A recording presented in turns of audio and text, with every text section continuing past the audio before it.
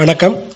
இப்போ நம்ம பார்க்கக்கூடிய இந்த வீடியோ என்ன அப்படின்னு பார்த்தீங்கன்னாக்கா, டயரியா, அதாவது லூஸ் மோஷன் மாதிரி எனக்கு போகுதுங்க.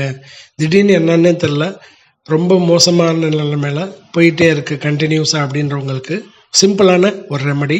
இதுக்கு தேவையானது ஒரு 200 ml தண்ணி. இந்த தண்ணி நல்லா கொதிநிலை வர்ற அளவுக்கு கொதிக்க வச்சுட்டு, கொதிநிலை வந்த பிறகு ஒரு டீஸ்பூன் அளவுக்கு டீ தூள், உங்கள் வீட்டில் தினமும் நீங்கள் உபயோகப்படுத்தக்கூடிய எந்த டீ தூளாக இருந்தாலும் பரவாயில்ல, அந்த டீ தூள் 1 ஸ்பூன் அளவுக்கு நல்லா அள்ளி போட்டுருங்க. இந்த கொதிநிலை வந்த பிறகு அதை அள்ளி போட்டு ஒரு 2 நிமிஷம் நல்லா கொதிக்க விட்டுக்கிட்டே இருங்க.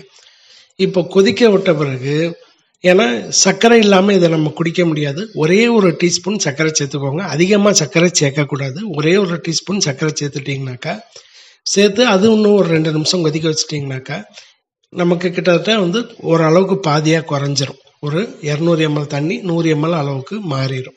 அப்படி மாறின பிறகு அந்த கஷாயம் மாதிரி ரெடி ஆயிரும். ரெடியான பிறகு ஒரு எலுமிச்சம்பழம் எடுத்துக்கோங்க. அந்த எலுமிச்சம்பழ சாறு நம்ம என்ன செய்யணும்னாக்கா பிழிஞ்சு இந்த கஷாயம் ரெடி பண்ண கஷாயத்தோட சேர்த்துக்கோங்க. ஒரு முழு எலுமிச்சம்பழத்துடைய சாறை இந்த நம்ம கஷாயம் ரெடி பண்ணியிருக்கோம் இல்லையா, டீ நம்ம ரெகுலராக டீ பால் சேர்த்து சாப்பிட்றதுக்கு பதிலாக அப்படியே ரெடி பண்ணதை இந்த எலுமிச்சம்பழத்தை சேர்த்து இதை வடிகட்டி குடிங்க. உங்களுக்கு உடனே கண்ட்ரோல் ஆகும். எனக்கு 1 மணி நேரத்திலே பல முறை போன மாதிரி தெரியுது அப்படின்றவங்க இதை ஒரு அரை மணி நேரத்துக்கு ஒரு முறை, ஒரு 2 முறை எடுத்துக்கும் போதே நல்ல மாற்றம் கிடைக்கும். நீங்கள் உடனே உங்களுக்கு மோஷன் கண்ட்ரோல் ஆகிறத நீங்கள் பார்க்கலாம். முயற்சி பண்ணி பாருங்கள். வணக்கம்.